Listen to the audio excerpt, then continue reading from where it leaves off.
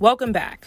When we last left off on this long Luciferian liaison, Carrie was saying goodbye to her situationship partner of almost 4 years as he skipped town to run from his heartache of being ghosted by his ex-wife and to avoid the feds. Season 5 is just weird to me. And it's not even because it's the shortest season or because of Carrie's hair or because she begins dating this loser. It's because Carrie is acting so weird. Like, everything she does is so over the top and extra during this season. If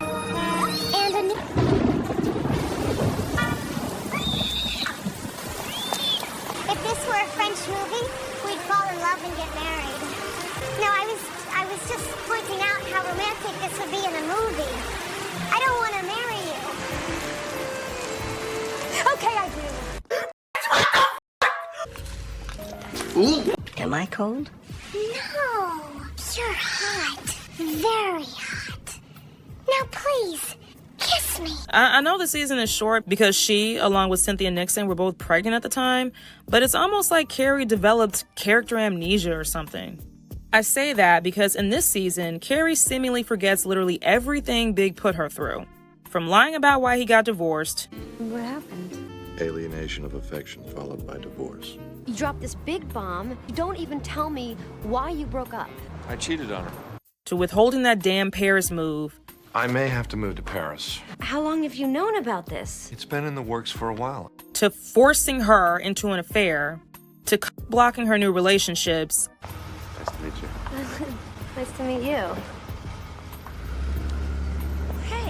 Hey. And then skipping town without telling her.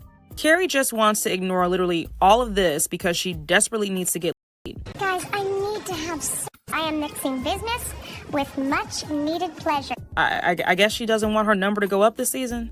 Carrie completely dismisses the plane tickets he left her before he abruptly pieced out to run from the feds, and instead decides to drag Samantha with her on a train to California from New York. Like I said in the second video, Samantha was a real one for this. I got a new diaphragm and it's stuck. I'm either gonna have to make an emergency visit to my gynecologist or one of you is gonna have to give me a hand. Go. Listen, Samantha was a real one for this. See, I did say that. Because being stuck on a train in a cramped room with Carrie obsessing over a damn pimple for 3 days is no small feat. When Carrie gets to her underwhelming book signing, she decides against clapping cheeks because now her mood is ruined. Her pimple has rendered her hideous, and nobody gives a shit about her book. Samantha goes back to the hotel to relax, and Carrie trudges through her reading. As I walked home, I couldn't help but wonder, was it Mr. Big? Was it New York? Or was it me?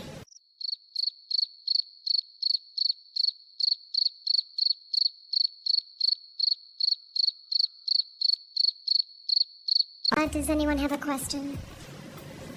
Yes? When is Mr. Winkle coming out? Bruh. Then suddenly...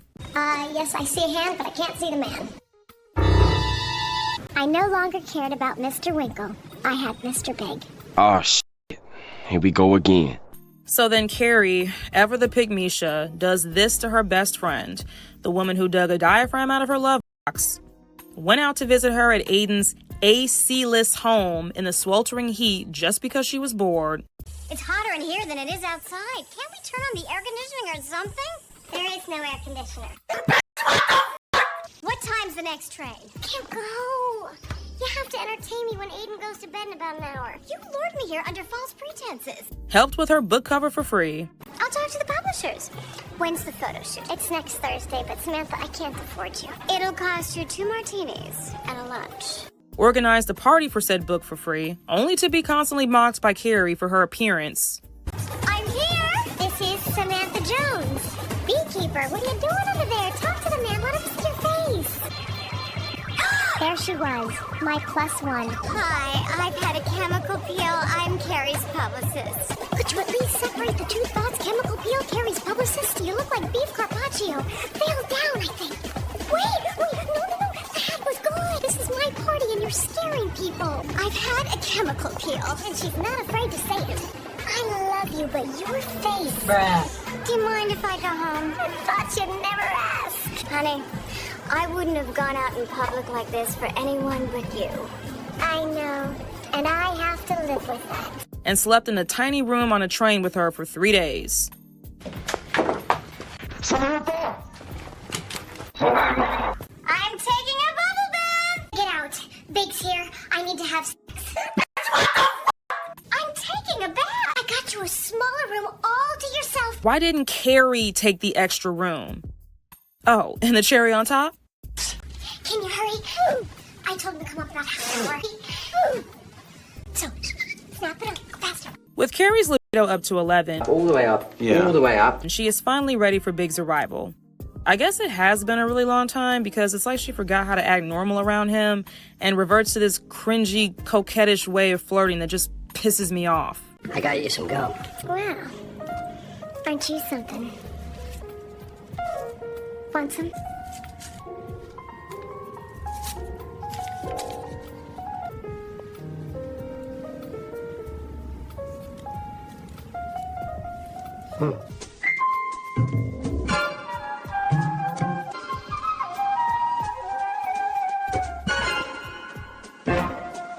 You look good.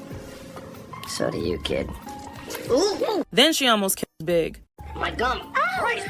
Jesus Christ. Sorry.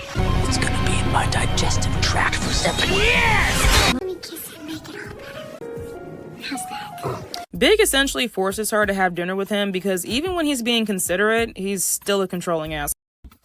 We better go. Dinner reservations. Oh, I'm not hungry. We have to go. I promised my partners I'd make a little vineyard connection with the restaurant owner. So let's go. We'll have a nice meal and catch up. Okay. Look, I have to do things on my time frame. I have to do things on my time frame. At dinner, Big is reflecting on their relationship, having read her book. I pass a bookstore, and there you are, right in the window, next to the real books.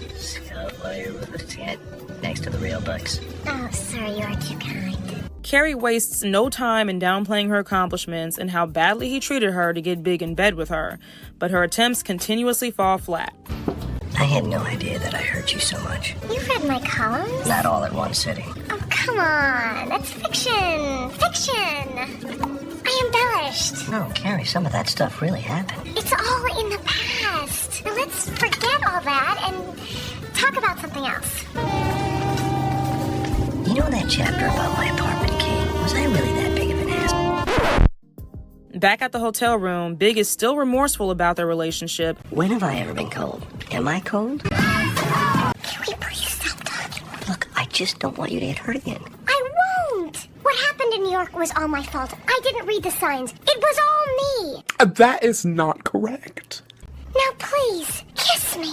I think it's very clear from this book that when it comes to me, you do not have good judgment. That's fiction. It's not even a bestseller. I just don't want to do something here that I'll be sorry for later. Well, looks like she put Samantha out of the room for literally nothing because Big is clearly not planning to smash tonight.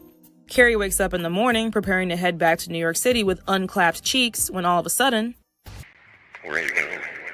I have 2 book readings this morning before I head back to New York. Come here. No. What about last night? All that talk, all those concerns. You'll need material for the sequel. What? Okay, I guess Big got character-induced amnesia too, because what the actual fuck? You mean to tell me that literally right before she basically has work to do, after giving her the female version of blue balls all night, after faking like you're remorseful about how you repeatedly shit on this woman's heart, after pretending to respect her enough to not complicate the relationship any further with sex, now that you have morning wood, you're ready to smash? I have to do things on my time. You and your eyebrows! Somehow, this is a happy ending to the episode, even though Carrie was most likely a little late and frazzled to her last reading. Samantha asks how it went, and Carrie basically tells her to shut up. So, how did it go with Mary? We had sex, but it was not as simple as I had hoped. What does that mean? The question and answer section of this reading is now over. Bitch, if you put me out of a hotel room while I was taking a bath, you can at least give me a preview. Then, to further prove how little Carrie deserves her as a friend, Samantha went ahead and booked a flight back to New York City because she can't stand being around Carrie for another 3 days and would prefer to condense it to 6 hours. Right, real. American Airlines, first class. That's value. In the final season of the show, Big some more. You and me, the early bird special. Big's heart was finally unblocked. Big's heart had closed again. I made a mistake. You and I. You and I. Nothing!